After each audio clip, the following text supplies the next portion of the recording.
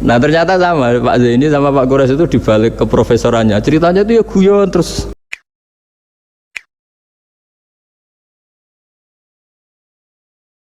Bismillahirrahmanirrahim. Subhanaka la ilma lana illa ma 'allamtana innaka antal alimul hakim. Allahumma shalli wa sallim ala sayyidina Muhammad wa ala alihi wa sahbihi ajma'in. Amma ba'du. Yang sangat saya hormati Dekan Fakultas Kedokteran UGM, juga kri dari Profesor Zaini, Profesor Ova Amelia, yang terhormat Dr. Neni, Dr. Profesor Dr. Madarina Zulia, dan semua yang hadir, termasuk teman kami Dr. Zulfikar, semua teman-teman kru, semua yang dari UGM, semua pendengar yang sangat saya hormati. Saya tidak akan cerita tentang perspektif kesehatan karena ini wilayah yang nangani kesehatan. Mereka lebih spesifik, lebih tahu. Tapi saya akan cerita tentang sejarah kurban. Tanggal 17 Juli yang lalu kami pas sowan Pak Quraisy Shihab. Beliau adalah teman Profesor Zaini, abahnya Mbak Ova ketika di Al-Azhar. Ketika Profesor SMA di sana, Pak Quraisy, itu Pak Zaini kakak angkatannya. Jadi dekat sekali, dan alhamdulillah kemarin Mbak Najwa juga sambung langsung sama Profesor Ova lewat adik saya, Mama itu.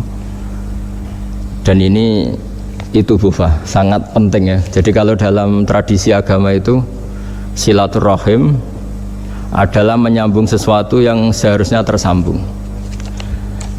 Saya masih ingat pesanan Pak Zaini, berkali-kali beliau bilang saya, agama yang masuk negara nggak konflik itu diantaranya paling spesial itu Indonesia, karena para wali ini mendampingi kultur daerahnya tapi tidak benturan. Misalnya kalau orang Jawa dulu pakai sesajen di sawah-sawah, katanya dimakan penunggunya. Ya penunggunya sawah itu kalau dulu ya pikirannya itu makhluk gaib. Di era modern ya penunggunya itu ya kambing, ayam itu. Jadi ya memang yang makan itu akhirnya. Tapi dulu itu aneh, diistilahkan dimakan penunggunya. Kalimat penunggu itu apa ya gak jelas, apa dengan tanda petik, apa penunggu betul gak jelas. Wali-wali datang tidak mengkafirkan itu, tapi terus dirubah jadi sedekah ke tetangga-tangga. Jadi kultur itu nggak dilawan, tapi cukup diubah. Jadi makani demit menjadi sedekah ke tetangga. Nah cerita kurban juga seperti itu. Dulu tokoh-tokoh Quraisy, penunggu Ka'bah, itu dulu sudah ndak tauhid, sudah musyrik kalau dalam bahasa agama. Itu di mana-mana termasuk kebutuhan pokok manusia itu kalau kumpul-kumpul tuh makan-makan. Itu mulai dulu. Terus korbannya itu ya pasti perempuan mulai dulu. Jadi hanya bagian masak, boleh makan nanti ngenteni luyan itu, ngenteni bekas-bekasnya. Sehingga yang nyortir Abu Jahal CS itu. Jadi yang kurban harus hewannya bagus, spesial, bahkan nggak boleh dikawinkan. Hewan yang mau dikorbankan itu nggak boleh dikawinkan, nggak boleh pernah dikendarai, nggak boleh pernah dipakai bajak sawah dan sebagainya. Semuanya serba spesial. Nanti dikorbankan di Ka'bah, yang dijual Ka'bah. Nah pertanyaannya, Ka'bah ini nggak pemakan daging, yang untung ya ketua-ketuanya ini, karena Ka'bah tidak doyan daging. Dan itu ya di atas namakan Allah, ini demi taqarrub ilallah, demi itu. Sehingga mereka bilang waqalu hadhihi an'amu wa harsun hijrul la yat'amuha illa man nasa'u bisamihim. Ini hewan kurban harus spesial, dan yang berhak makan hanya orang-orang spesial, yaitu para penunggu Ka'bah, para sadanatul bait. Tapi karena mereka sudah tidak benar, tidak jujur, Islam mau merubah tradisi itu. Tapi kalau tradisi itu dirubah, maka Islam akan terkenal pelit, karena dari acara makan-makan menjadi tidak ada makan-makan. Jadi kadang kebenaran itu harus diganti dengan sesuatu yang tidak ekstrim, karena tadi dari acara makan-makan menjadi sama sekali nggak makan-makan, maka terus diganti oleh Islam dengan kalimat udhiyah, dengan kata kurban. Nah kenapa itu harus terjadi? Karena kurban itu sebetulnya syariatnya Nabi Ibrahim, di mana orang Mekah itu memang turunan Nabi Ibrahim, sehingga sisa-sisa makan-makannya masih. Cuma mulai ada melenceng, ada sesajen, ada khurafat, ada bid'ah. Kemudian itu mulai masalah. Terus Rasulullah Muhammad SAW datang ingin benahi itu. Tapi yang dibenahi adalah menghilangkan kemusyrikannya, bukan makan-makannya. Akhirnya diganti oleh udhiyah. Nah, kenapa ada kurban? Kalau dalam banyak literatur, Nabi Ibrahim alaihissalam itu nabi yang paling, dengan tanda kutip, mengklaim kalau beliau itu orang paling sayang kepada Allah, paling dekat kepada Allah. Nggak ada yang dicintai selain Allah. Beliau memaklumatkan itu baik secara lisan maupun di gemuruh hatinya, di bisikan hatinya, di detak jantungnya, pikirannya seperti itu. Pas itu beliau belum punya putra karena beliau termasuk lambat punya anak. Suatu saat ditakdir punya putra, yaitu Ismail. Pas seneng-senengnya jalan, pas seneng-senengnya punya anak, sama Allah disuruh nyembelih. Anak kamu harus kamu sembelih. Ibrahim kaget. Kenapa ya Allah? Kamu adalah orang yang sering ngomong bahwa yang paling kamu cintai saya. Tapi setelah ada anak kamu, kayaknya enggak. Protes Nabi Ibrahim, lah. Yang benar Gusti, iya harus anak kamu. Karena beliau kadung janji, kadung komitmen yang paling dicintai Allah, tidak ada yang lain. Saya akan mencintai engkau ya Allah, meskipun harus mengorbankan anak saya. Singkat cerita terus disyariatkannya kurban itu. Ketika Nabi Ibrahim berkomitmen melaksanakan perintah itu, Ismail juga mau nurut, terus sama Allah diganti oleh hewan kurban yang bernama kambing itu. Sehingga versi cerita itu bahwa Allah akan maklumi ketika orang mencintai Allah secara serius, bersamaan dengan itu orang juga mencintai anaknya dengan proporsi masing-masing. Itu di khazanah-khazanah yang saya baca. Versi kedua, tapi ini nanti nggak perlu dipertanyakan. Nanti kalau UGM tanya itu versi yang paling baik, yang paling benar gimana? Yang tanya juga bid'ah, yang jawab juga bid'ah nanti. Karena itu wilayah yang kadung terjadi. Jadi kalau dalam ilmu hadis itu, kalau kadung terjadi, mau kamu unggulkan yang mana, tetap saja yang terjadi hanya satu, mus kelewat. Beda dengan istihad solusi. Karena mau terjadi ya kita uji coba. Kalau nggak cocok yang A ya cocok alternatif B, alternatif C. Kalau sudah kelewat, mau gimana? Kalau salah ya salah aja kan. Versi kedua begini, semoga versi kedua ini yang benar. Kalau ini benar, keren. Nabi Ibrahim itu memaklumatkan diri. Kalau dalam bahasa Arab itu iddia itu mengklaim bahwa dia adalah orang yang paling sayang terhadap makhluk Allah, semua hamba Allah. Terus beliau diterbangkan ke langit. Ya karena UGM ini lembaga akademik, nanti saya baca teksnya. Kalau bahasa Arabnya itu takbirnya. Diterbangkan ke langit, ke alam malakut. Ya tidak usah ditanyakan cara terbang gimana, nanti ribet nanti itu.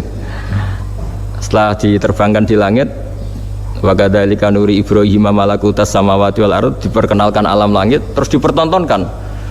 Itu ada sekian hamba Allah yang nyabu, yang ngefly, yang dugem, pokoknya yang maksiat-maksiat itu. Ibrahim ditanya sama Allah, gimana itu mereka menurut kamu? Damirhum, habisi saja Allah. Mereka makan rezekimu, hidup di bumimu, tapi mereka tidak mengindahkan engkau. Matikan saja. Sama Allah diturutin. Jalan-jalan lagi sampai 3 kali peristiwa tempat-tempat maksiat itu dihabisin sama Nabi Ibrahim. Beliau minta sama Allah supaya itu dihabisin.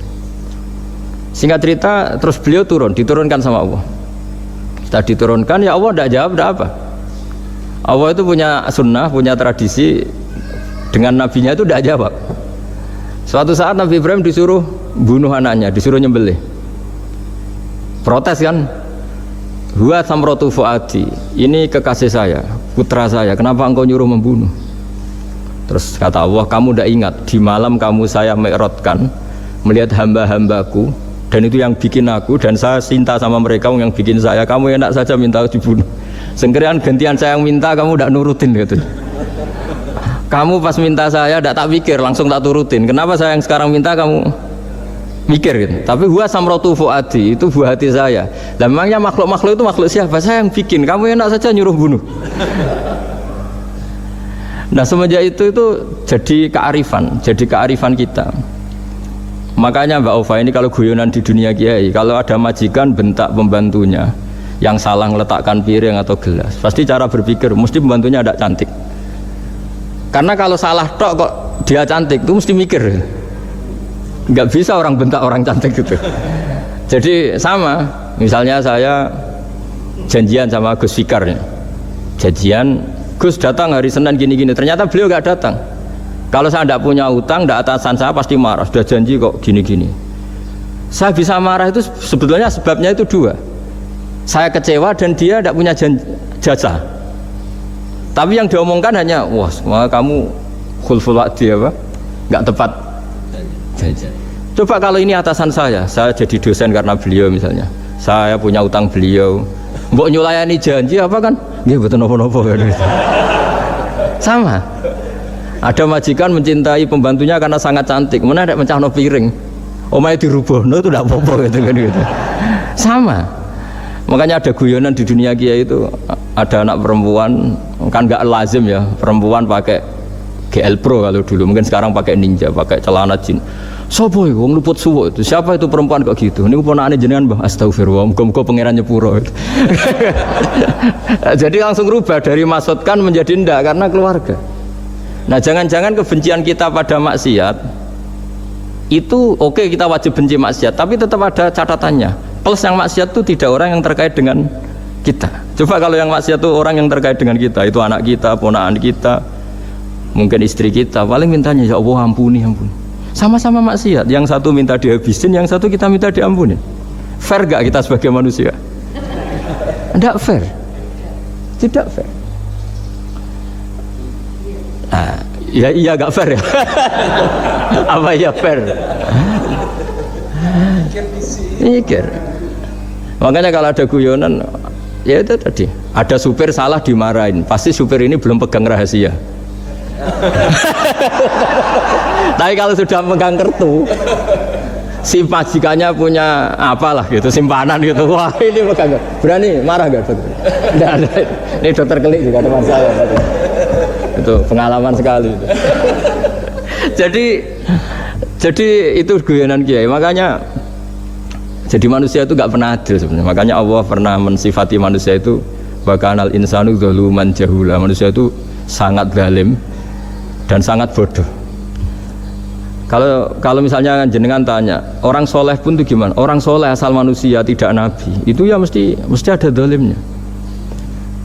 Makanya kalau dalam kitab Hikam diterangkan, kitab Hikam itu kitab yang olah manusia. Itu menyebut begini, manusia itu siapa? Dijawab, manusia itu mangkanat mahasinuhu masawiyah. Orang yang ketika baik saja salah, apalagi ketika salah. Kita misalnya punya toko laris itu, doanya mustajab, laris, pembelinya banyak, kualitasnya bagus. Pasti ada toko sekeliling yang megap-megap karena orang sekarang ke kamu kan gitu. Sama di kampus ya gitu, kalau ada kampus besar yang lain pasti ke masjid, terhalangi karirnya di semua. Sehingga orang supaya terus merasa salah, Rabbana dzalamna anfusana, meskipun kita sedang benar pun. Saya termasuk kiai yang kalau ngelepas haji, mungkin yang haji itu mangkel. Karena saya tidak pernah muji-muji haji, meskipun saya melepas orang haji. Umumnya kiai kalau ada orang haji kan dilepas haji mabrur, tidak ada lain balasan kecuali surga.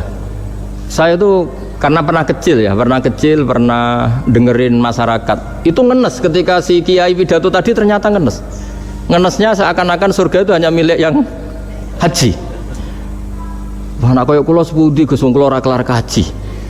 Semenjak itu setelah saya jadi kiai ya dendam juga. Akhirnya setelah saya jadi kiai kalau ngaji, orang yang haji mabrur balasannya surga, orang yang fakir sabar juga surga, orang yang sering dimarahin istri juga surga. Katanya pokoknya surga terus. Sampai yang mau haji itu, Gus gimana kok bahas kita kok sama dengan mereka? Ya karena saya ada ulama pesanan kata saya gitu. Jadi artinya gini, ketika Anda muji ibadah haji, jangan kira yang ngenes tidak banyak, yang ngeluh juga banyak, karena mereka ada takdir gak mampu haji. Itu hebatnya Islam. Islam juga datang dengan solusi-solusi, misalnya Jumatan itu hajinya orang miskin, orang yang ingat Allah mulai subuh sampai matahari terbit juga sama dengan umroh. Jadi karena tidak semua orang itu mampu haji. Jadi itu Islam. Jadi nanti tak bacakan, jadi versi kedua itu Nabi Ibrahim diperingatkan Allah bahwa tidak seperti itu cara mengelola hambaku. Nah, Islam ini kata Allah anit tabi' millata Ibrahim hanifa. Referensinya Islam, mentornya Islam itu Nabi Ibrahim. Sehingga kita alhamdulillah punya sejarah Wali Songo, saya punya orang tua Kiai Nur Salim itu sayang sekali sama umat, Mbah Mun juga gitu. Saya sama Profesor Zaini itu sudah mulai tahun 2000 terus tiap hari ketemu juga nggak pernah kecewa. Beliau itu pernah disalahpahami, mungkin Bu Ova belum dengar ini. Pernah disalahpahami karena beliau itu tangan kanannya kan agak kuat. Jadi kalau ngambil papa itu pakai tangan kiri. Itu pernah disalahpahami ya, mungkin orang hasud karena tidak mengkonfirmasi langsung mengklaim beliau itu kiai profesor kalau apa-apa pakai tangan kiri. Kira-kira pertanyaan sunnah rasulnya mana kan gitu. Beliau itu ya hanya corong Jawa itu berambang, agak nangis tapi tidak sampai keluar air mata tapi berambang. Terus beliau bilang gini ke saya, seharusnya gimana Mas Pak? Ya kalau Pak Zaini ingin jadi wali ya tidak usah menjelaskan. Kalau Pak Zaini ingin menjelaskan berarti ingin diakui makhluk. Tapi kalau nggak dijelaskan mereka salah paham terus. Tapi cepat jadi wali karena sudah mulai mengabaikan apa kata mereka. Tapi kalau menjelaskan ya enggak. Ya lama jadi walinya, tapi bagusnya orang nggak salah paham. Pak Zaini tertawa-tawa dok. Jadi wali apa enggak? Jadi saya tuh lama sekali sekamar dengan beliau ada di badan wakaf ya Mas Fajar ya. Badan wakaf yang atas itu kan dulu tempatnya Pak Rektor kan kosong. Nah itu kita tempati sama Pak Zaini bertahun-tahun tiap hari diskusi. Dan nggak pernah ceritanya beliau itu penting karena seneng guyon. Memang khasnya ulama itu seneng guyon.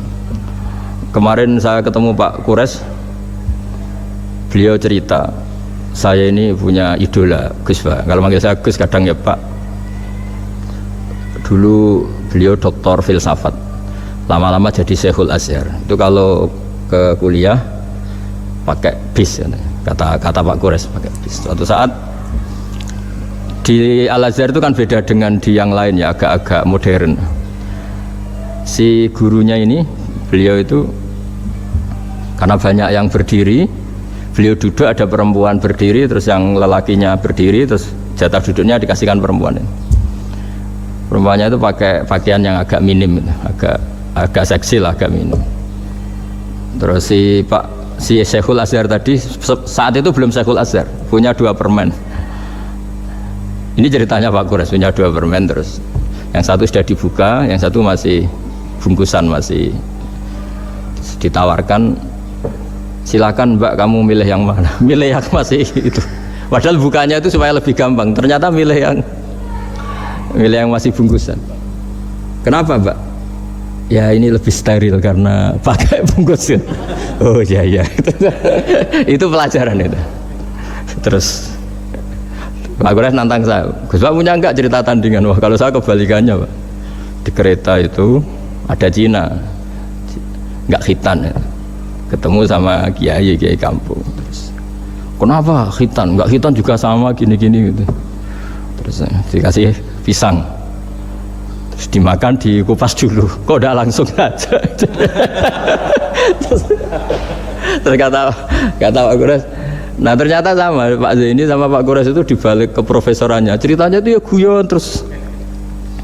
Karena memang agama ini itu kalau masalah kebenaran itu serius, tapi di balik kebenaran ini yang perlu dicatat oleh semua yang mencintai agama ini, bahwa Allah itu tidak butuh taat kita, dan Allah tidak akan gagal sebagai Tuhan karena maksiat kita. La tanfa'uhu ta'atuhum wa la tadurruhu maksiatuhum. Allah tidak akan ngefek ketika semua orang taat ya gak ngefek, semua orang maksiat juga gak ngefek.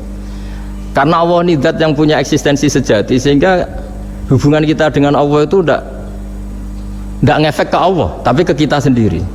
Sehingga mereka lebih rileks karena nggak merasa harus mati-matian bela Allah. Allah tetap Al-Qayyum, zat yang bisa berdiri sendiri. Sehingga di kitab-kitab itu ada bab namanya Mizahun Nabi, guyonan-guyonan Nabi. Itu ada babnya sampai di kitab Ihya, di kitab banyak lah kita. Masyhur itu suatu saat ada orang sepuh sowan ke Nabi, karena sudah sepuh. Beliau pamit lah, kira-kira jam segini pamit, ya Rasulullah saya mau pulang karena nanti kemalaman. Karena beliau jalan kaki yang orang sepuh.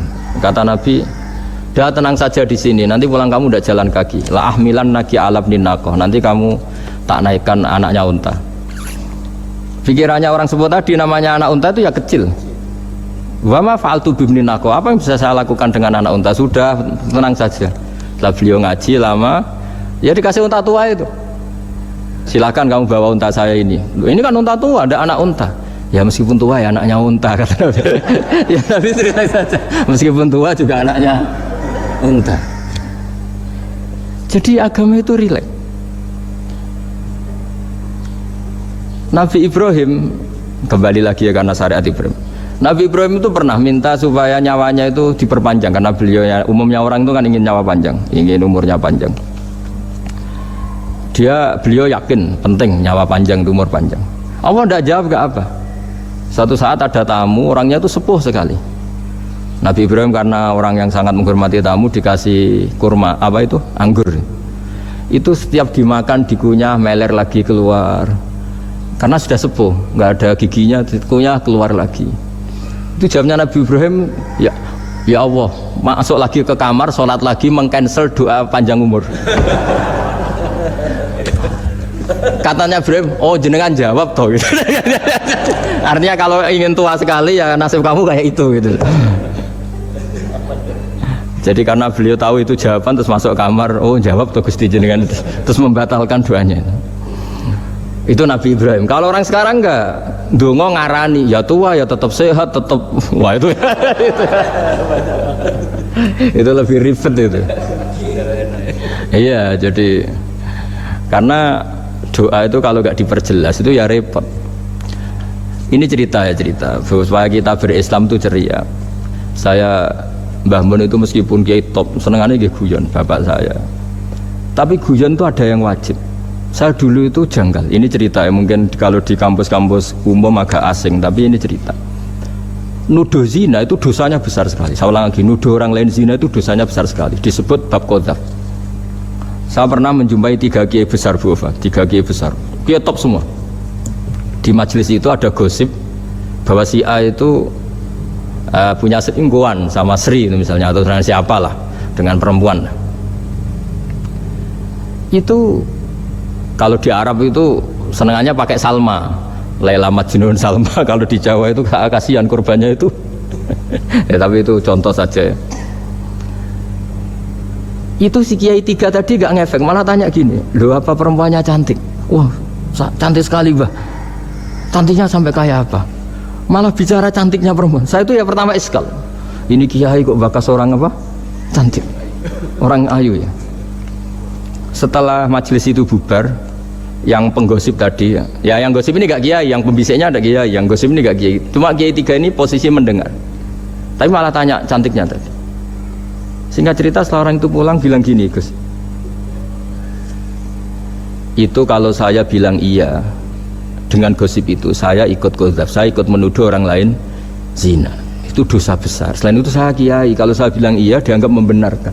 Maka untuk mengalihkan nggak bicara nuduh, jadi guyon tadi. Jadi guyonnya itu, karena kalau kita tadi bilang iya, artinya mengiyakan.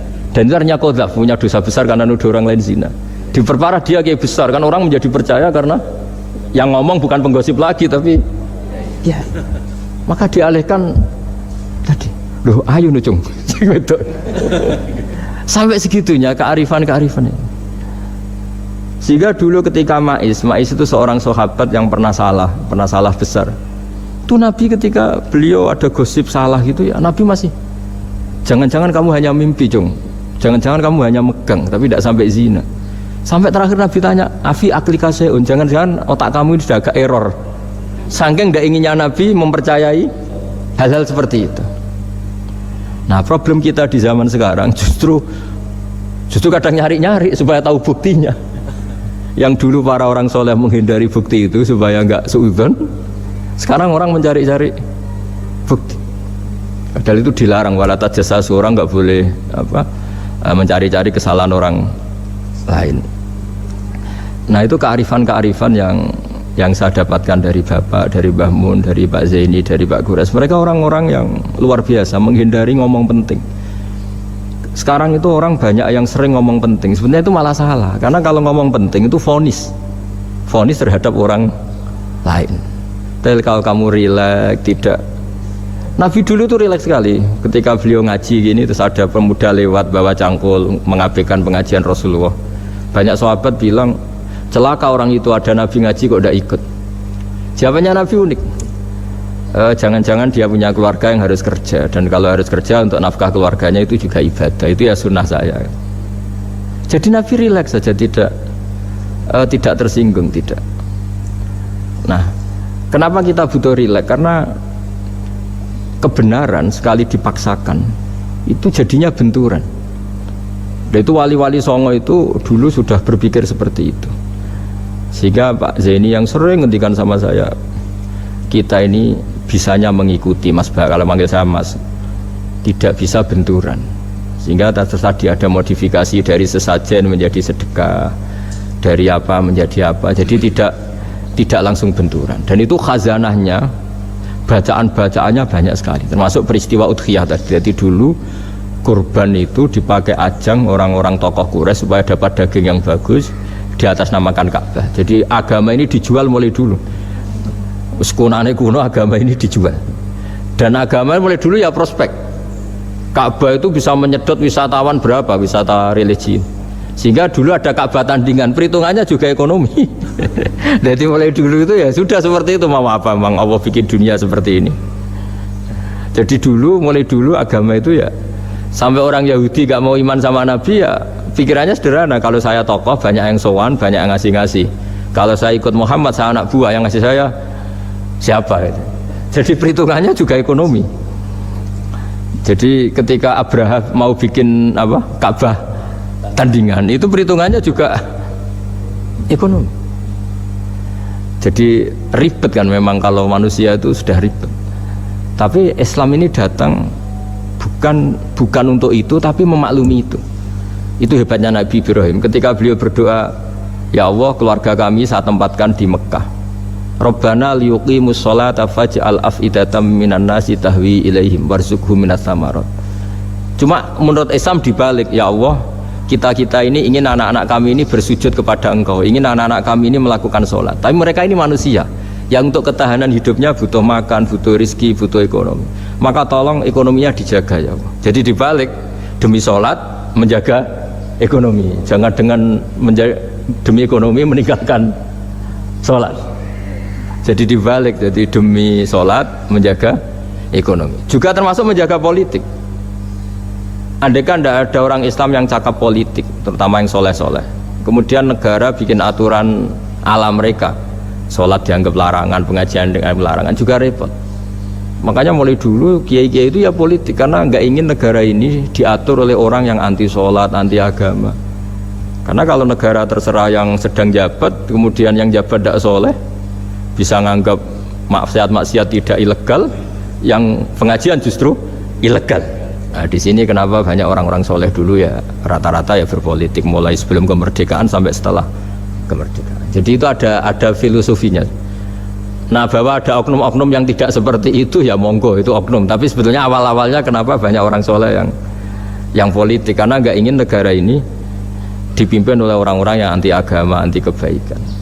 Sehingga berkahnya apa? Berkahnya negara ini berkonstitusi secara Islami. Meskipun tidak negara Islam, tapi tadi hak-hak asasi manusia terjaga, hak belajar, hak beragama, hak ibadah. Coba bayangkan kalau kita jadi korut, Korea Utara kan pusing. Jadi, nah itu uniknya, lagi-lagi ini cerita uniknya. Itu mulai dulu itu tidak ada benturan. Ketika ada Masumi, ada Partai NU, ada macam-macam. Muhammadiyah datang di Jogja itu Mbah Ahmad Dahlan itu teman dekatnya Mbah Hashim. Saya tahu banyak tentang, namanya dulu Darwis. Itu dulu ngajinya sama pernah buyut-buyut Qiyami di sini. Dulu ngaji Mbah Soleh Darat, Mbah Ahmad Dahlan sama siapa itu Mbah Hashim. Ketika di Mekah yang Mbah Ahmad Dahlan ngaji Syekh Khotib Minangkabau itu ya sama Mbah Hashim. Nah kebetulan Mbah Ahmad Dahlan hidup di Jogja yang zaman itu sudah khurafatnya kayak apa, karena ada sistem agama yang sangat, menurut beliau sangat jauh dari Islam yang murni. Terus beliau revolusinya seperti itu. Yang Mbah Hashim nempat di Jombang. Nah itu kan murni ilmu sosial, murni muqtadul hal. Terus beliau punya metode yang berbeda, tapi nggak masalah, mulai dulu nggak masalah. Kemudian jadi kalau yang kadang-kadang memasalahkan tuh ya memang yang nggak tahu masalah. Sebenarnya dulu itu ya biasa aja, karena ya itu urusan metode, urusan. Saya teruskan masalah udhiyah. Jadi yang diceritakan Nabi Ibrahim tadi bahwa benci seseorang kita atas namakan maksiat itu tidak segampang itu, karena jangan-jangan kebetulan yang maksiat itu keluarga kita. Apakah kita punya kebencian yang sama saat yang maksiat itu keluarga kita, atasan kita, teman kita? Ya kayak tadi, kalau saya corong jo dibelenjani janji, ada orang janji sama saya nggak tepat waktu, saya bisa marah, itu pasti sebabnya jelas, itu bawaan saya nggak berjasa sama saya. Kalau kata dokter Gelik nggak cantik ya. Tapi kalau itu orang yang misalnya rektornya bilang, maaf ya saya tidak bisa datang hari ini, tidak apa-apa. Pasti manut itu. Atau yang nyelayan janji kiai itu, cuma harus diteko itu. Ini betul apa-apa. Gayanya aja kita marah karena khulful wa'di apa, ingkar janji. Sama. Intinya Nabi Ibrahim itu, coba kalau yang maksiat itu anak kamu berharap saya ngasih tobat kan, bukan langsung tak habisin kan. Intinya Allah ingin bilang ke Nabi Ibrahim, andai kan yang maksiat itu anak kamu, ingin saya menghabisi apa tak kasih tobat? Ya kasih tobat ya. Ya seperti itu saya yang bikin. Maka di Al-Azhar sana, kalau cerita orang-orang alim itu masyhur ini, ada tempat maksiat mau dihabisin sama orang-orang yang sangat keras. Ketemu Syekh Mutawalli Sya'rawi, ditanya, andai kan mereka mati saat maksiat, itu mereka ke surga apa ke neraka? Ya ke neraka. Terus ditanya sama Syekh Mutawalli, kalau mereka ke neraka, akan dzalika muradan Nabi? Apa seperti itu yang digandaki Nabi, umatnya mati terus masuk neraka karena belum tobat? Tidak, Nabi inginnya mereka tobat dulu. Ya sudah, jangan dihabisin, kamu berproses ikut mentobatkan mereka. Kebetulan ini mau mendengar. Jadi kita lunak, kita baik itu ya semuanya ingin la'allahum yarji'un, semoga mereka kembali, mereka tobat. Bukan lunak dengan arti mengakui maksiat itu satu kebaikan, itu yang bahaya. Kalau lunak sampai mengakui itu maksiat itu kebaikan, itu bahaya sekali. Tapi kita lunak karena kita ingin berproses untuk bertobat. Karena tadi, kalau kita punya nurani itu mesti, andai kan yang maksiat itu anak kita, atau teman dekat kita, atau orang yang berjasa sama kita, apa kita bisa tegas? Kira-kira gimana? Bisa kamu tegas sama anak kandung? Berat. Ditantang minggat saja pusing gitu. Ya makanya terus ini saya baca teks aslinya ya, supaya mungkin sebagian yang punya kitabnya atau memang punya tradisi akademik supaya mendengar ini. Saya baca ini versi yang kedua ini di kitab Hikam. Kitab Hikam juga termasuk kitab pegangan para kiai, halaman 4 juz 2. Diredaksikan gini, waqat adzabahu ta'ala, ini masih tentang kurban. Waqat adzabahu ta'ala khalilahu Ibrahim fi ba'di mawatinihi al-azimah. Jadi Allah kalau dalam bahasa Arab memberi teguran itu namanya takdib. Makanya kalau orang nakal itu, kalau orang Jawa bilang kurang ajar. Sebenarnya ajar itu kan tahun ajaran baru. Ajar itu kan barang baik. Ya kan disebut tahun ajaran baru. Pengajaran, ajar itu kan barang baik. Jadi kalau kurang ajar berarti kurang baik. Itu bahasa Arabnya orang yang kurang ajar perlu diajari. Itu kalau orang Arab bilang ditakdib, diwarai toto kromo, diadabkan. Jadi belum punya adab diadabkan. Itu udah, tapi tentu Nabi Ibrahim nggak sampai kurang ajar. Ini kan cerita bahasa ya. Jadi kalau sebenarnya ajar itu udah buruk-buruk sama kurang ajar, berarti orang ini kurang pelajaran, kurang. Tapi di Jawa itu agak salah kaprah. Kalau kurang ajar itu ekstrim. Misalnya duduk di meja itu disebut kurang ajar. Sebenarnya ada se-ekstrim itu. Saya teruskan ya. Terus wa 'allamahu kaifa yatakhallaqu bihadzal khuluqil karim inda tilaihi alal asrar. Terus disebutkan anna Ibrahim annahu arhamul khalqi qal farafa'ahu wa ta'ala hatta asyrafa ala ahlil ardi. Nabi Ibrahim diterbangkan ke langit sehingga melihat di bumi yang maksiat-maksiat itu. Faqala ya rabbi damirhum, habisi saja. Terus faqala wa ana arhamu bi ibadi minka ya Ibrahim ihbit fala allahum yatubun wa yarjiun. Jadi setelah permintaannya semua dikabulkan, dihabisin sama Allah, terakhir cobalah kamu sekali-kali dakwah ke mereka. Kamu belum pernah dakwah kok tahu-tahu minta mereka habisin. Coba kamu dakwah, jangan-jangan mereka mau kembali. Nah terus sebagian cerita itu terus diteruskan ketika suatu saat Ibrahim akhirnya diminta menyembelih putranya.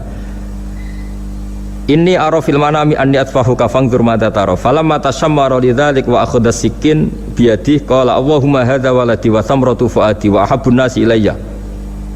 Ya Allah, ini buah hatiku, ini orang paling saya cintai, kenapa engkau menyuruh ini supaya saya bunuh? Terus beliau dijawab sama Allah, ama ta'lamu anni rahimun bi ibadi kama anta syafiqun bi waladik fa idza sa'altani ihlaka abdi as'aluka dzabha waladik wahidan bi wahidin. Jadi kalau dulu kamu minta supaya hamba saya tak habisin karena maksiat, sekarang saya juga minta kamu menghabisi anak kamu. Tapi ini kan anak saya, sama itu hamba saya yang bikin juga saya. Nah semenjak itu Ibrahim dianggap sebagai bapak kasih sayang. Karena semenjak itu terus beliau orang yang paling sayang. Sampai ada 3 nabi yang menjadi metodenya Rasulullah SAW sebagai mentornya. Kalau Nabi Nuh melihat kemaksiatan langsung bilang, Rabbi la tadzar alal ardi minal kafirina dayara, habisi semua ya Allah. Tapi kalau Nabi Ibrahim apa? Faman tabi'ani fa innahu minni wa man asani fa innaka ghafurur rahim. Orang yang ikut saya ya karuan kelompok saya, dan yang sebelum ikut semoga engkau mengampuni. Tentu lewat proses dakwah, lewat proses.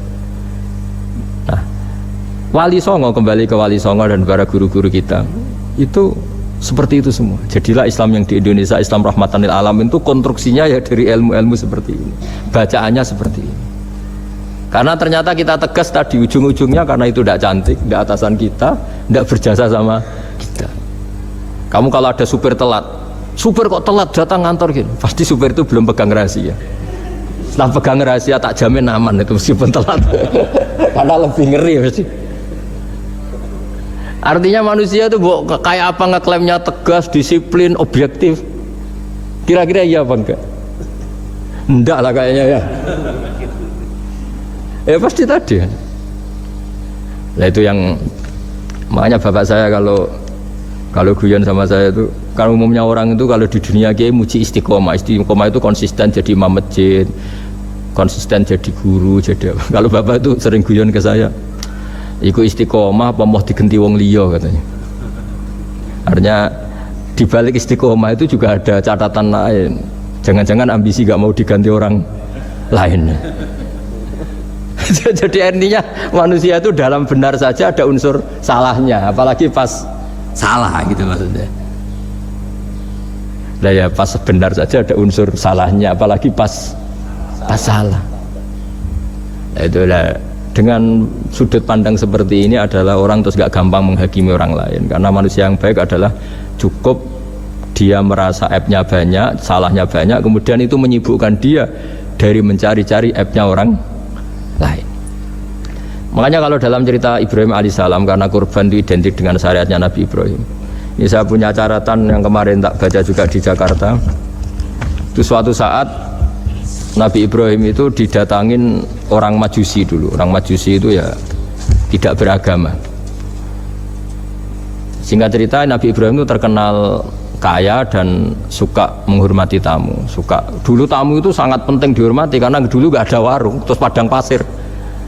Kalau sekarang itu ya wajib dihormati tapi tidak wajib-wajib banget, karena biasanya sudah marung di mana-mana. Sudah marung di mobilnya bawa apa? Bekal. Kalau dulu di padang pasir, kalau tamu nggak dihormati bisa mati betul. Kadang 2 hari perjalanan itu nggak makan nggak apa, karena di padang pasir warung nggak ada, nggak bisa ngopi-ngopi ya dulu.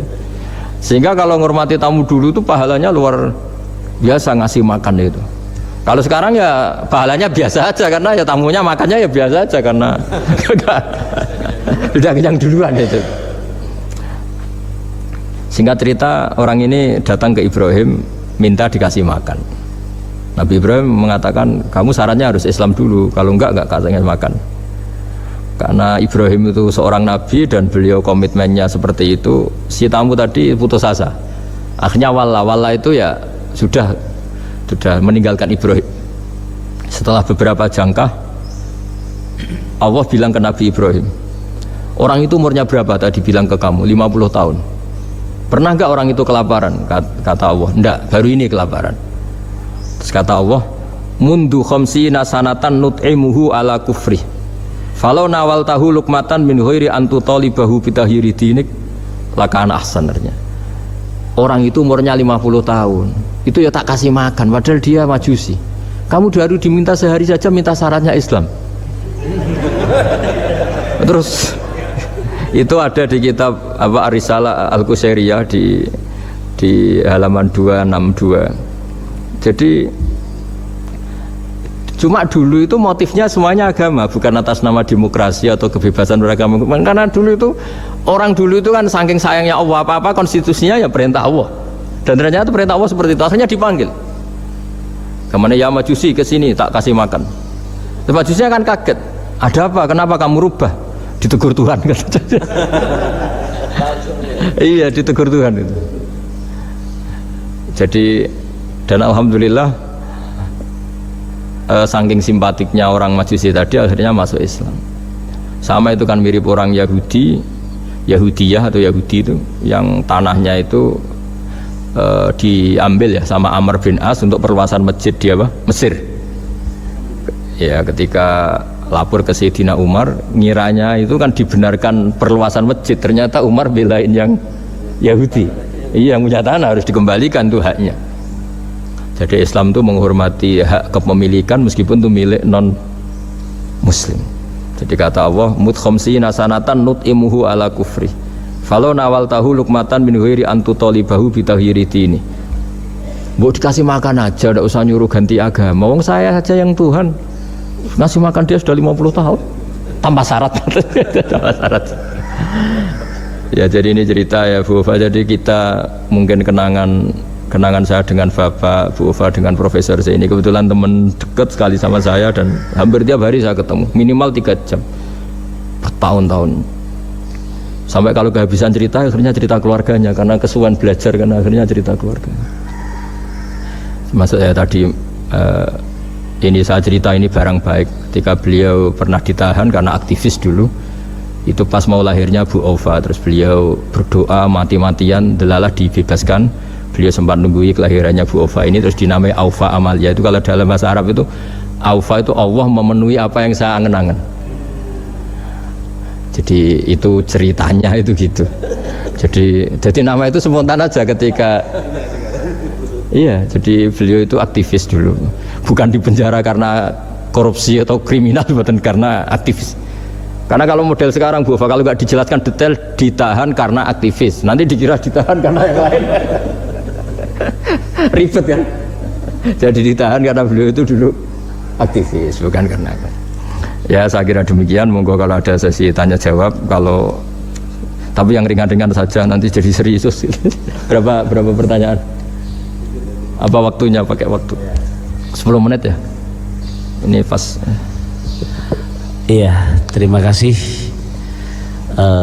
Pak Gus Baha yang sudah menyampaikan cukup baik ya untuk pencerahan kita semua terkait dengan bagaimana kehidupan bermasyarakat dan bagaimana kita mensikapi salah benar, begitu juga terhadap orang-orang yang mungkin selama ini tidak kita duga, ternyata banyak hal-hal yang kita dapatkan pada sore hari ini. Saya yakin dari pemirsa atau dari Bapak Ibu yang hadir secara langsung maupun virtual ada hal-hal yang akan ditanyakan. Kita masih punya waktu cukup kurang lebih 1/4 jam. Oh, kelamaan ini. Kelamaan, iya. 10 Tadi 10 menit perjanjiannya. Iya. Tadi 10 menit. Iya. Kami persilahkan dari yang hadir terlebih dahulu. Sudah sangat jelas berarti ini. Sudah pinter semua. Ya, ini ada pertanyaan. Yang pertama katanya, Assalamualaikum warahmatullahi wabarakatuh. Pak Gus Baha, dalam ingin bertanya dan ingin tahu bagaimana supaya kita bisa selalu berpikir nubuwah di setiap peristiwa yang menimpa kita di kehidupan sehari. Semoga. Gimana? Ulang lagi. dalam ingin bertanya dan ingin tahu bagaimana supaya kita bisa selalu berpikir nubuwah di setiap peristiwa yang menimpa kita di kehidupan sehari-hari. Begini ya, jadi andaikan kita baca banyak, setidaknya sering mau mendengar, nah hidup itu sangat baik, bukan sekedar baik, sangat baik. Misalnya kita sedang dapat nikmat, ya Islam menganjurkan syukur, syukur itu ya dapat pahala. Kalau sedang banyak masalah seperti sekarang mungkin ada pandemi apa, Islam mengajarkan sabar, sabar itu juga pahala. Nanti kalau kita masih hidup yang rumat anak bojo ya ibadah. Nanti kalau mati karena penyakit mat'un atau ta'un juga syahid. Jadi Islam melihat hidup itu rileks, karena ya memang rileks. Ketika ada orang miskin susah makan enak, itu kata ulama idamuhu alju. Kalau kamu ingin makan enak, kata si miskin ya ingin, gampang makan enak itu. Kamu sangat lapar, nanti semuanya juga enak.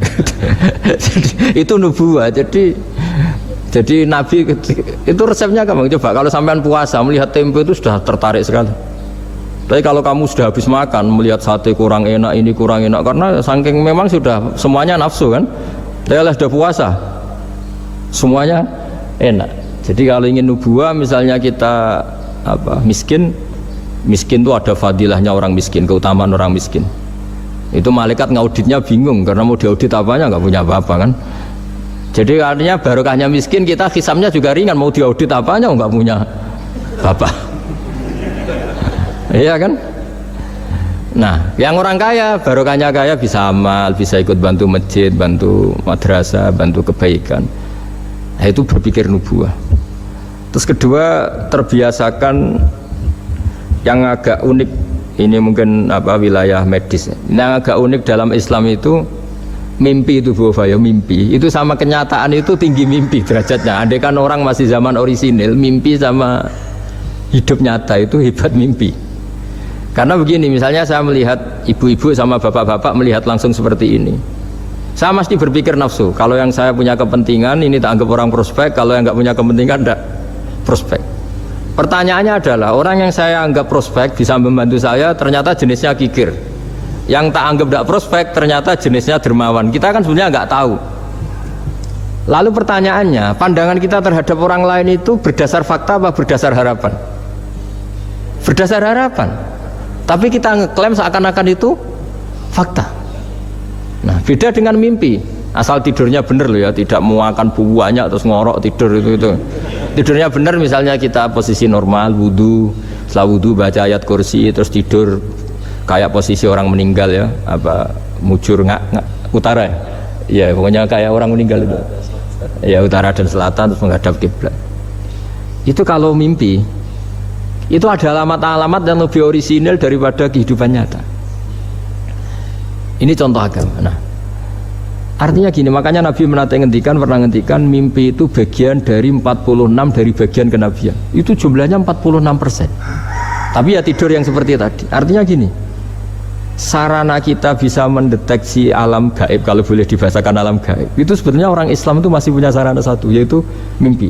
Karena dengan mimpi ini semua organ kita, semua sistem kita itu kayak off. Setidaknya sistem keinginan kita. Yang ada adalah pemberian gitu, cara berpikir agama lah ya. Saya tidak tahu kalau cara berpikir medis ya. Jadi kalau orang tidur, itu sistem keinginannya dia kan habis, hilang. Yang ada keinginan Allah.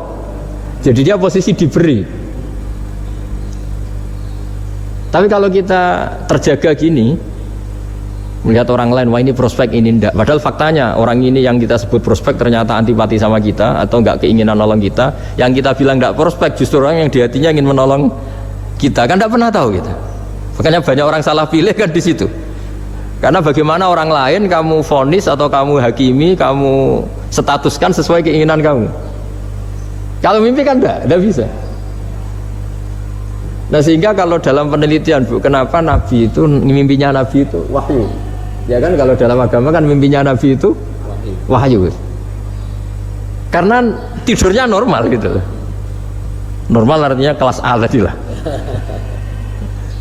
Makanya banyak orang awam pun yang wah, sing tak sekseni persis mimpiku, yang saya saksikan persis mimpi saya. Orang awam saja ngalami, apalagi yang Nabi. Nah, artinya untuk mendeteksi nubuah selain tadi ya, Kita kan seperti yang saya ceritakan berkali-kali, kalau ingin nubuah itu sebenarnya gampang, maksudnya bermental nubuah. Kalau saya sekarang hidup ya anggap saja bisa melakukan kebaikan lagi. Kalau sekarang saya mati atau akan mati, anggap saja mati itu mengakhiri semua potensi keburukan Anda. Sekarang mungkin kita ada zina, ada korupsi, ada maling, tapi siapa yang bisa menjamin bahwa kita tidak akan maksiat di masa depan? Dengan mati potensi itu hilang. Makanya Nabi melihat mati itu ya sederhana. Wa tawaffani idza kanatil wafat khairan li. Ya Allah, hidupkan kami ketika hidup kami menambah kebaikan. Matikan kami jika mati itu mengakhiri kejahatan. Jadi Allahumma ij'alil hayata ziyadatan li fi kulli khairin wal mauta rohatan li min kulli syarrin. Ya Allah, ketika saya hidup dianggap saja ini potensi menambah kebaikan. Kalau saya mati dianggap mawon mengakhiri semua kejahatan. Sehingga ya mati itu pasti baik. Makanya kalau ada koruptor, ada preman mati, kalau kiai-kiai saya baik ya, sampai orang-orang tidak ikhlas. Baik di mana orang penjahat gini? Padahal kiainya di hatinya ya baik, sekarang tidak penjahat lagi, sudah mati. Nah itu ada ilmunya sebetulnya, karena kematian itu punya sisi positif. Orang tidak bisa jahat lagi. Ya saya kira demikian. Oke, ini ada pertanyaan berikutnya, Pak Sa. Ketika kita menyembelih sapi atau kurban yang kita kurbankan, kalau dilihat tampilan itu sehat ya, namun ketika disembelih itu ada beberapa bagian, misalnya hati, limpa itu terpesi cacing. Apakah yang sebagian terpesi ini membatalkan syarat kita korban? Setelah itu apakah kita akan mengganti hewan atau bagaimana? Makasih. Kalau Islam ya, Islam kan istilahnya masyhur itu ya dalam pegangan ilmu usul fikih. Nahnu nahkumu bidzahir, kita ini hanya berpegangan yang kita lihat. Jadi kalau secara medis, secara apa sudah diperiksa oleh dokter-dokter hewan dinyatakan sehat, ya itu sah. Bahwa faktanya nanti ada limpa atau hati yang terinfeksi, ya itu nggak usah dimakan tentu, tapi korbannya tetap sah. Nah beda dengan misalnya suatu saat mungkin ya ada satu kemampuan observasi medis yang komprehensif sampai hewan yang lahirnya sehat, bisa dideteksi ini ya mungkin kalau milih itu karena harga murah ya menjadi dasar kan, karena motifnya kikir. Tapi kalau dari awal tidak tahu ya tetap sah, itu tetap sah. Ya, sambil nunggu pertanyaan, ini ada beberapa mungkin titipan pertanyaan. Titipan pesanan Pesanan ya. Sudah kayak partai politik. Bahwa ya kalau dulu kan misalnya Nabi Ibrahim itu memang orangnya sudah Islaminya kuat, dengan Allah itu memang sudah percaya dan memang pasrah gitu ya. Ketika ingin menyembelih putranya itu adalah untuk peningkatan keimanan atau ketakwaan. Nah kira-kira dalam aplikasi sekarang, kira-kira apa yang kira-kira bisa menyamai seperti itu? Kita misalnya sebagai orang kesehatan, sebagai pendidik, mungkin sebagai karyawan, kira-kira apa yang menyamai keimanan atau ketakwaan seperti itu, Pak? Oh ya, jadi saya punya kitab namanya Khilyatul Aulia. Di situ ada beberapa catatan orisinil ya yang ada di kitab Taurat, Injil yang masih orisinil, karena perawinya, pencatatnya itu orang yang Coro Jawa menangi lah, yang pernah neliti itu. Itu diantara yang diceritakan di kitab-kitab itu adalah memaklumatkan diri, bikin sarana publik yang mudah dimengerti. Jadi kita pakai contoh yang awam saja ya. Kita tahu kalau itu bidan karena di situ ditulis bidan siapa, Sri Handayani misalnya. Di situ dokter gigi ditulis dokter gigi. Kita tahu itu dokter gigi. Toko juga gitu, ini toko bangunan. Terus kita tidak salah pilih. Masa beli lipstik di toko bangunan? Semua itu barokahnya tulisan itu. Barokahnya maklumat itu. Nah, dulu yang dituhankan itu berhala. Berhala itu barang fisik muncul. Akhirnya nggak ada pilihan lain, orang menyembah berhala karena itu yang dimunculkan. Sehingga agama ini syaratnya harus muncul. Yuzhirahu ala dini kulli. Agama ini harus muncul. Duhur itu maknanya muncul. Makanya dikatakan waktu sholat duhur, karena di mana waktunya sangat jelas. Karena maknanya duhur itu muncul. Nah, Nabi Ibrahim itu Nabi yang setiap malam munajat itu doanya gini ya, gak doa ya, kayak bergumam emosi, tapi emosinya Nabi. Ya Allah, dunia ini tidak fair. Engkau zat yang begitu penting, Engkau Tuhan yang mengatur alam raya ini. Kemudian orang tidak mengenali Engkau. Coba betapa buruknya bangsa Indonesia kalau nggak tahu kalau presiden itu Pak Jokowi misalnya, atau orang UGM nggak tahu rektornya itu Pak Manut misalnya, dekannya Bu Ova di kedokteran, itu kan lucu. Atau anak kamu nggak tahu kalau kamu orang tuanya, itu kan mangkel betul itu. Tahu aja enggak. Nah, Ibrahim itu tiap malam gitu, dunia ini tidak fair, Engkau Tuhan yang begitu penting menciptakan langit bumi, kemudian manusia itu tidak mengenali Engkau, bahkan menyembah selain Engkau. Wah itu, nah supaya Allah diketahui gimana, terus ada simbol-simbol itu, ada masjid, ada pengajian, ada macam-macam. Nah ilmu sosial juga gitu, mungkin ya banyak lah orang yang tanpa kurban pun sedekah daging sama tetangga atau ngasih uang sama temannya untuk nyate gitu. Tapi ini nggak bisa dimaklumatkan. Yang bisa dimaklumatkan adalah pas udhiyah, pas kurban. Jadi intinya gini, kebenaran itu menjadi baik itu kalau dimaklumatkan, terus orang lain mudah mengakses. Dan itu termasuk syariat besarnya Nabi Ibrahim. Makanya disebut sya'irullah, sesuatu yang terkenal sekali. Jadi syiar itu pengajian supaya apa?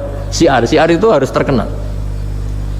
Nah barokahnya terkenal itu menjadi tahu. Misalnya ini masjid diketahui. Masa kan nyuwun sewu misalnya ini klub saja ada namanya, masjid nggak ada misalnya menaranya. Orang mau ke maksiat gampang mencari, mau ke masjid enggak. Makanya Mbah Mun guru saya itu termasuk unik, berfatwa masjid itu wajib ada menaranya. Dulu saya iskal wajibnya di mana. Tapi setelah saya pikir-pikir memang menara itu penting, karena tadi mau tempat maksiat saja gampang, nggak masa ke masjid susah ya. Terus tulisan kamar mandi juga penting, karena dengan itu tamu nggak mikir kan. Ya kalau nggak ada tulisannya yang cowok ke wanita, yang wanita ke cowok kan ya ribet. Nah, di antara syariat Nabi Ibrahim yang mendekatkan ke Allah apa? Memaklumatkan. Ya, memaklumatkan bahwa Allah adalah Tuhan dengan berbagai cara. Mulai pelatihan, mulai macam-macam. Ya sama lah orang Indonesia kok nggak tahu kalau ideologinya Pancasila itu yang mangkel betul itu. Saking nggak disosialisasi misalnya atau nggak dimaklumatkan. Jadi awalu hadzal-din itu at-tahaddi atau wal i'lam. Pertama Nabi jadi Nabi dari Gua Hira, itu ya langsung naik ke Gunung Sofa, memaklumatkan diri kalau beliau Nabi yang mengajarkan tauhid. Jadi makanya saya ini ya umumnya orang kiai lah, saya Pak Zeni semuanya itu sebenarnya inginnya juga orangnya. Karena apa? Karena tidak tahu kan. Makanya pertama kali ibadah sama Allah itu apa? Ma'rifatullah. Coba pertama ibadah itu apa? Ma'rifatullah kan, mengenali bahwa Allah itu Tuhan. Jadi itu yang paling penting. Kalau tidak tahu, nah, misalnya di pondok saya ini terus dianggap Pak badhe metuki sinten lho, aku kiai deh cerita kan kenyak uang gitu. Jadi makanya Nabi Ibrahim itu mangkelnya kayak apa? Wong dunia ini milik Allah, kemudian orang-orang ini nggak tahu Allah itu siapa. Taunya makhluk kayak berhala, kayak apa yang malah dianggap Tuhan. Nah ya itu jadi kalau ingin dekat Allah dalam konteks modern ya maklumatkanlah kebenaran ini. Sampai kebenaran ini mudah diakses, mudah dipelajari, mudah dipahami karena tadi dimaklumatkan. Ya saya kira demikian. Nah ini sudah. Oke, terima kasih. Masih ada?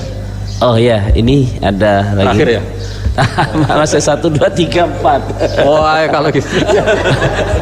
Banyak ini ternyata. Ya, yang berikutnya dari Umi Zakiyah Malang. Assalamualaikum Pak Gus Baha, berkaitan dengan langkah-langkah ibadah haji, tentang apa yang dilakukan oleh Nabi Ibrahim yaitu wukuf. Ya?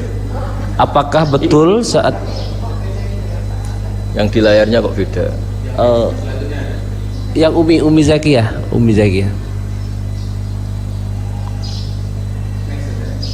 Next.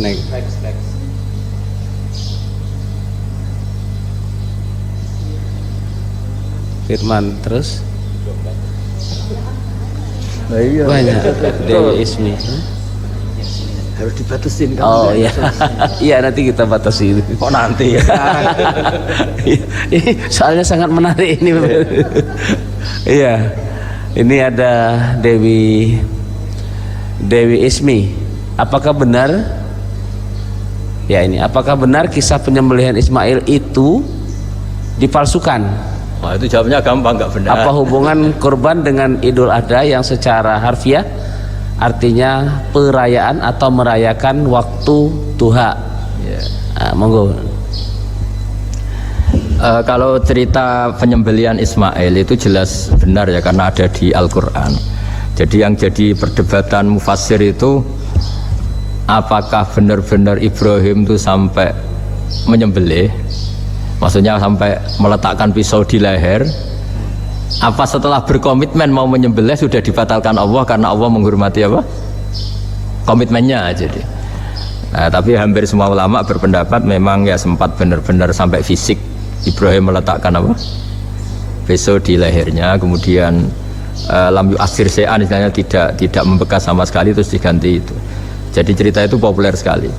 Tapi yang penting adalah tadi cerita saya bahwa itu karena Ibrahim pernah mengklaim beliau cinta Allah itu enggak tertandingi oleh makhluk apapun. Terus diuji ketika punya anak, mencintai anaknya, terus diuji dengan cara kalau kamu betul hanya mencintai saya, ya anak kamu sembelih gitu.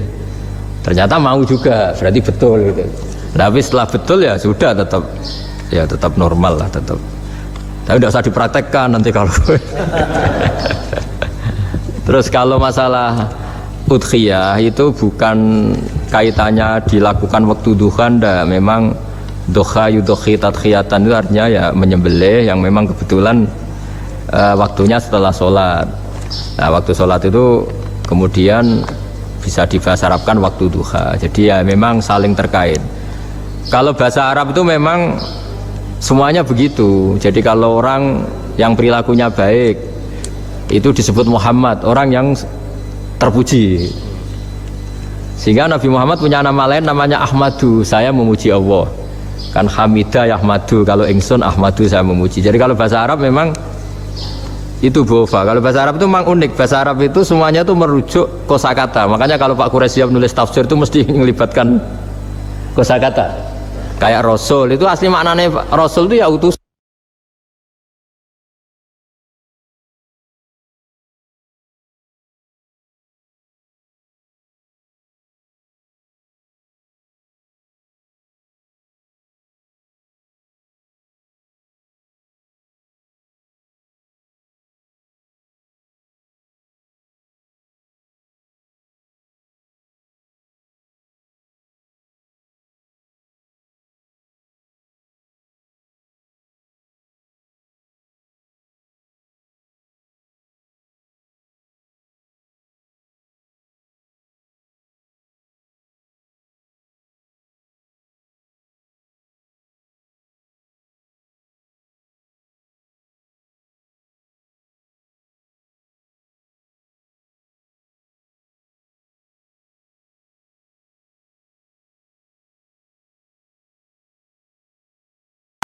Dapat istrinya orang.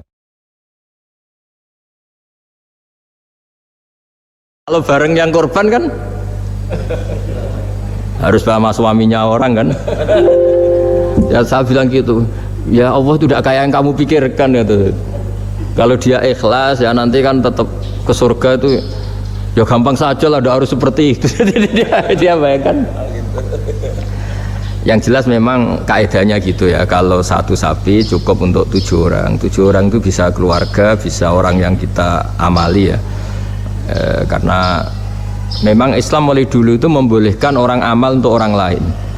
Jadi dulu ada orang, ya Rasulullah, orang tua saya ini sudah sepuh, beliau sangat ingin haji, tapi kalau haji nggak bisa karena sudah tidak bisa berkendara unta. Terus kata Nabi, ya sudah kamu saja yang haji sebagai ganti bapak kamu. Sehingga idza mata ibnu adam in qata amaluhu itu termasuk anak yang soleh, sodako dan apa. Memang mulai dulu Islam itu ada beberapa hal yang amal itu bisa diamali pada orang lain. Awaladin solihin yatullah, terus adalah beberapa. Nah korban juga gitu. Biasanya anak-anak yang soleh itu perasaannya dulu bapak kami miskin, nggak mampu berkorban, nggak mampu akikah. Biasanya anaknya terus melakukan itu untuk bapaknya.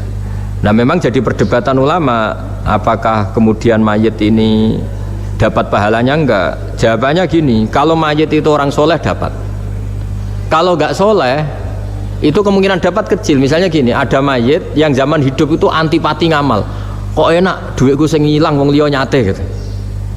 Dia mentalnya mental kikir yang beranggapan kok kenaan tetangga kami, uang kami yang habis, orang lain yang nyate. Terus dia mentalnya gitu dibawa mati.